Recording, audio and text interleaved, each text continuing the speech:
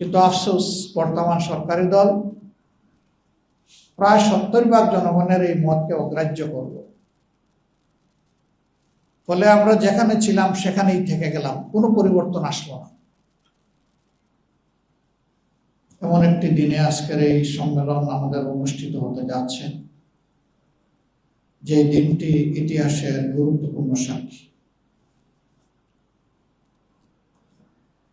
ইতিহাসের অনেকগুলা গুরুত্বপূর্ণ ঘটনা এই দিনে সংঘটিত হয়েছে।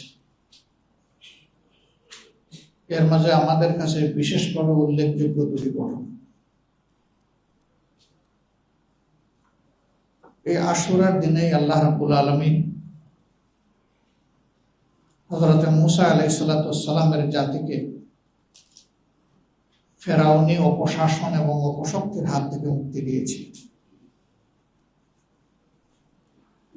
এ দিনটিতেই কারবালা প্রান্তরে রাসূল করিম সাল্লাল্লাহু আলাইহি ওয়াসাল্লামের প্রিয় দৌহিত্র এবং তার পরিবারের সদস্যদেরকে কঠিন পরীক্ষা দিতে হয়েছে।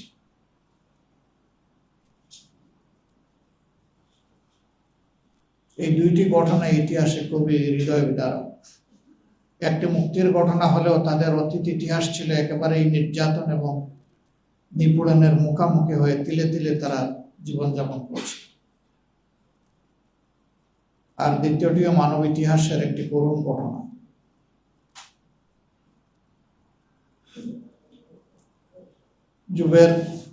যুগের পরিক্রমায় আমরা এসে এখানে দাঁড়িয়েছি। আজও সারা বিশ্বের বিভিন্ন প্রান্তরে হাজার মুসলমানের কান্না। সুশাসনের বড়ই অভাব। কেউ তার নিজের দেশের ভিতরে সুশাসন করলে অন্যের দিকে আবার জুলুমের হাত বাড়ায়। জুলুমে বলতে গেলে গোটা দুনিয়াই ভরে গেছে। বিশেষ করে যারা নিজেদেরকে তুলনামূলকভাবে শক্তিশালী মনে করে, কেউ আবার ক্ষমতায় অধিষ্ঠিত থাকে, তারাই কার্যত মানুষের উপরে জুলুম করে থাকে। এ মানবতার উৎস আল্লাহ তাআলার সৃষ্ট একজন মানব এবং একজন মানবী। এই মহামানব হচ্ছেন মানব জাতির আদি পিতা হযরতে আদম আলাইহিস সালাম এবং তার সঙ্গিনী হযরতে হাওয়া আলাইহিস সালাম। এই দুইজন দুনিয়ায় পয়দা হয়েছেন, তাদের কোনো পিতামাতা ছিলেন না। তারাই প্রথম পিতা, তারাই প্রথম মাতা। পরবর্তীতে দুনিয়াতে যাদেরই আগমন ঘটেছে তারা সকলেই এই দুজনের বংশধর। এদিক থেকে বিবেচনা করলে আমাদের রক্ত এক এবং অভিন্ন। সময়ের পরিক্রমায় মানব জাতির চিরশত্রু আল্লাহ যাকে আদুউ মুবিন বলেছেন, সুস্পষ্ট দুশমন শয়তান, মানুষের মধ্যে প্রবেশ করে মানব জাতির মধ্যে বিভ্রান্তি এবং বিশৃঙ্খলা তৈরি করেছে। মানব জাতির জন্য আল্লাহ তাআলা যুগে যুগে নবীও পাঠিয়েছেন এবং তার সাথে শাসনের বিধান, আসমানি কিতাবও পাঠিয়েছে।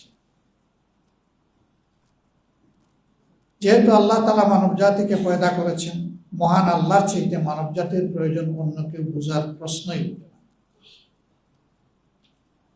যেহেতু আল্লাহ তাআলা তার সকল সৃষ্টির উপর মানব জাতিকে শ্রেষ্ঠত্ব প্রদান করেছেন, কাজেই এই শ্রেষ্ঠ জাতিকে আল্লাহ তাআলা সবচেয়ে বেশি ভালোবাসেন, এটাই প্রমাণিত। এই ভালোবাসার জায়গা থেকে আল্লাহর বিধান আল্লাহ তাআলা যুগে যুগে দান করেছে। এই বিধানের সর্বশেষ বাহক শেষ নবী মুহাম্মদুর রাসূলুল্লাহ সাল্লাল্লাহু আলাইহি ওয়াসাল্লাম এবং এই বিধানের পরিপূর্ণতা আল্লাহ তাআলা তার হাতেই দান করেছে। এরপরে আল্লাহ তাআলা এটাও ঘোষণা দিয়েছেন যে আজ ইসলামকে তোমাদের জন্য আমি কবুল করে নিলাম, বাধ্যতামূলক করে দিলাম। ইসলাম মানব জাতির জন্য, নির্দিষ্ট কোনো কওমের জন্য। আল্লাহ তাআলা যেমন সমস্ত সৃষ্টির স্রষ্টা, তেমনি তার সর্বশেষ এবং পরিপূর্ণ এই বিধান ও সমস্ত মানব জাতির কল্যাণের জন্য। যখনই মানুষ আল্লাহ তাআলার এই বিধানকে অনুসরণ করেছে, গোটা মানব জাতি উপকৃত হয়েছে। আর যখন এই বিধান থেকে মানব জাতি সরে গিয়েছে বা মানব জাতির কোনো অংশ সরে গিয়েছে, তখন গোটা মানব জাতি কিংবা ওই অংশটি ক্ষতিগ্রস্ত হয়েছে। আমাদের প্রিয় বাংলাদেশ খুব ছোট্ট একটি ভূখণ্ড। আল্লাহ পাকের সীমাহীন মেহেরবানি যে আল্লাহ তাআলা এখানে বিপুল সংখ্যক মানুষ পয়দা করেছে। 18 বা 20 কোটি মানুষ এই দেশে বসবাস করেন। দুনিয়ার কোথাও এত ছোট একটি ভূখণ্ডে এত মানুষের বাস নেই। কোথাও কোথাও এমন অবস্থা, আমাদের একটা উপজেলার সমান জনসংখ্যাও সেই দেশে নাই। এরকম বহু দেশ দুনিয়া আছে। কিন্তু ওই দেশগুলো তারা তাদের দক্ষতা, আন্তরিকতা, দেশপ্রেম এবং মানুষের প্রতি দায় ও ভালোবাসার জায়গা থেকে দুনিয়ায় মাথা উঁচু করে দাঁড়িয়ে আছে। আল্লাহ তাআলা এত মানব সম্পদ আমাদেরকে দান করলেন, তারপরে আমরা এটাকে জনসংখ্যায় পরিণত করেছি, জনসম্পদে পরিণত করতে পারি। এর অনেকগুলা কার্যকারণ রয়েছে। তার মধ্যে গুরুত্বপূর্ণ হচ্ছে সুশিক্ষার অভাব। আমাদের সমাজে আমরা কার্যত দেখতে চাই বা দেখতে পাই, যাদেরকে আমরা শিক্ষিত বলে মনে করি, উচ্চ শিক্ষিত মনে করি, তাদের একটা বিশাল অংশ, গুরুত্বপূর্ণ অংশ অনবরত সমাজের আমানতের খেয়ানত করে চলছে। তারা বৈধতার সীমা লঙ্ঘন করে অবৈধ পথে মানুষের সম্পদ, ইজ্জত তারা গ্রাস করে ফেলেছে। যদি তারা সুশিক্ষিত হতেন, তাহলে মানুষের উপরে এই অবিচার তারা করতেন। দ্বিতীয় কারণ হচ্ছে, সমাজ এমনি এমনি চলে না। সমাজ চলার জন্য একটা সামাজিক কাঠামো লাগে, শাসন ব্যবস্থা লাগে। এই কাঠামোর মূল দায়িত্ব যারা পালন করেন বা শাসন ব্যবস্থা যাদের হাতে পরিচালিত হয়, তাদের মনস্তত্ত্ব এবং তাদের আচরণের উপর নির্ভর করে একটা সমাজ কতটুকু ভালো থাকবে। দুঃখের বিষয়, আমাদের প্রিয় জন্মভূমি বাংলাদেশ দুইবার স্বাধীন হয়েছে। 47-এ একবার, 71-এ একবার।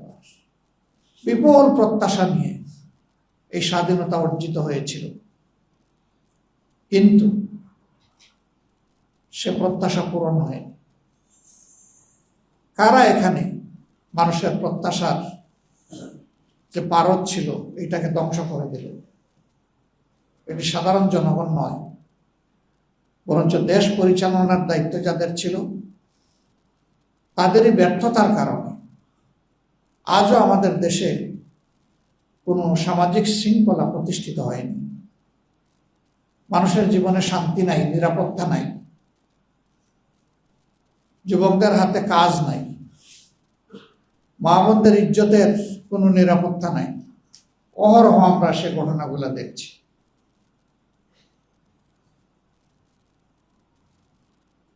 বহু ত্যাগ তিতিক্ষার পর 24শে জুলাই গণ অভ্যুত্থানের পর মানুষ বড় আশায় বুক বেঁধেছিল যে এতগুলা মানুষের ত্যাগ এবং জীবনের বিনিময়ে আমরা একটা পরিবর্তন পেয়েছি, এখন বাংলাদেশ আগামীতে সঠিক পথে পরিচালিত হবে। ইতিমধ্যেই এবছরের 12 ফেব্রুয়ারি সাধারণ নির্বাচন এবং সংস্কার পরিষদের সংস্কারের জন্য গণভোট অনুষ্ঠিত হয়েছে। একই দিনে জনগণ 2টি ভোট দিল, একটা ভোটের মূল্যায়ন হলো, আর একটা ভোট ফেলে দেওয়া হলো, অথচ দুইটার কোনোটাই অগুরুত্বপূর্ণ নয়। বরঞ্চ শাসনের যে ধারা অতীতের শাসকদেরকে ফেসিবাদী করে তুলেছিল, এবার জনগণ চেয়েছিল সেই ধারার পরিবর্তন হোক, এবং এই পরিবর্তনের জন্য ব্যাপক সংস্কার অপরিহার্য। দীর্ঘদিন জাতীয় ঐক্যমত্য পরিষদে দেশের সকল গুরুত্বপূর্ণ দল একত্রিত হয়ে 31টি দল মাসের পর মাস ডায়ালগের পরে যে চার্টার তৈরি হলো, তার উপরেই গণভোট অনুষ্ঠিত হলো। কিন্তু আফসোস, বর্তমান সরকারি দল প্রায় 70% জনগণের এই মতকে অগ্রাহ্য করল। ফলে আমরা যেখানে ছিলাম সেখানেই থেকে গেলাম, কোনো পরিবর্তন আসলো না। হয়তো কেউ কেউ বলবেন যে 4 মাসের সরকার, আমরা তো অপেক্ষা করতে পারি। কিন্তু না, ফাউন্ডেশনের উপরেই একটা দেশ এবং রাষ্ট্র চলে। আমরা সবাই জানি একটা গুরুত্বপূর্ণ phrase, morning shows the day. দিনটি কেমন যাবে সকালবেলায় তা বলে দেবে। সরকার মৌলিক পরিবর্তনের সকল বিষয়কে ইতিমধ্যে অগ্রাহ্য করেছে। স্বাধীন বিচার বিভাগ তারা চাচ্ছে না, স্বাধীন দুর্নীতি দমন কমিশন চাচ্ছেন না, স্বাধীন মানবাধিকার কমিশন চাচ্ছেন না, স্বাধীন গুম কমিশন চাচ্ছেন না, স্বাধীন নির্বাচন কমিশন চাচ্ছেন না। এইভাবে গুরুত্বপূর্ণ যে জায়গাগুলোর কারণে ফেসিবাদ কায়েম হয়েছিল, সেই সব জায়গায় আগের মতো জায়গায় থেকে গেল। জনগণ শুধু হতাশ নয়, ক্ষুব্ধ। প্রথমত, তাদের ভোটের মূল্যায়ন কেন করা হলো না? বর্তমান সরকারি দল, বিরোধী দল সকলেই তো নির্বাচনের আগে বলেছেন যে আমরা গণভোট মানি এবং আপনারা গণভোটে হা বলুন। তো গণভোটকে যারা গ্রহণ করে নিয়েছে, এই আহ্বান সাড়া দিয়ে তারা তো ভোট দিল, 70% মানুষ হা বলল, তাহলে সেই ভোট এখন অগ্রাহ্য হবে কেন? স্বাধীন বাংলাদেশের ইতিহাসে এটা 4র্থ গণভোট। প্রথম গণভোটটি অনুষ্ঠিত হয়েছিল জেনারেল জিয়াউর রহমান সাহেব যখন মার্শাল অ্যাডমিনিস্ট্রেটর, তার হাতে। দ্বিতীয় গণভোট হোসেন মোহাম্মদ এরশাদের হাতে, উনিও মার্শাল অ্যাডমিনিস্ট্রেটর। তৃতীয় গণভোট মরহুমা বেগম খালেদা জিয়ার হাতে। আর 4র্থ গণভোট হয়েছে একটা নির্দলীয় সরকারের হাতে। সেই গণভোটই মানা হলো না। ফলে জাতীয় জীবনে সংকট তৈরি হয়েছে। আমরা বিরোধী দলের পক্ষ থেকে বারবার এ দাবি উত্থাপন করেছি, এ নিয়ে সংসদে নোটিশ দিয়ে আলোচনা করেছি, কিন্তু শেষ পর্যন্ত 2/3 জুড়ে সরকারি দল আমাদের সমস্ত কিছু অগ্রাহ্য করেছে। এবং জনগণের দেওয়া রায়কে সরকারি দল অগ্রাহ্য করলেও আমরা অগ্রাহ্য করব না।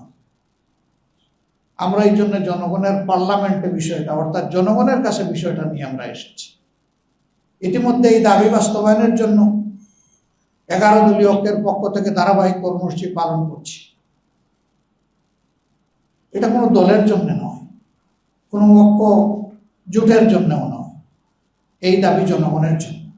এই রায় দিয়েছে জনগণ, জনগণের স্বার্থেই এই দাবি বাস্তবিত হতে হবে। এর সাথে মৌলিক যে সংস্কারগুলো আরো আছে সেগুলোও করতে হবে। ক্ষমতার ভারসাম্য আনতে হবে। কেউ যাতে দুর্দান্ত ফেসিবাদী হয়ে উঠতে না পারে, জনগণের জীবন, সম্পদ এবং ইজ্জত নিয়ে যাতে কেউ খেলতে না পারে, তার ওয়ারেন্টির জন্যই এই পরিবর্তন বা সংস্কার অপরিহার্য। আমরা প্রিয় দেশবাসীকে বলবো, নিজেদের এই অধিকার আদায়ে আপনারা অনড় থাকুন। আমরা আপনাদের সাথে আছি, আপনারাও আমাদের সাথে থাকবেন ইনশাআল্লাহ। সমাজ ভালো নেই। আজকে বলতে গেলে দুধের শিশু 5 বছর, 7 বছর যাদের বয়স, মেয়ে শিশুদেরকে দর্শন করা হচ্ছে, তারপরে খুন করা হচ্ছে। এই গত পরশুদিনও ঘরে ঢুকে লোককে পড়ে মা মেয়ে সহ 4 জনকে খুন করা হয়েছে গতকাল।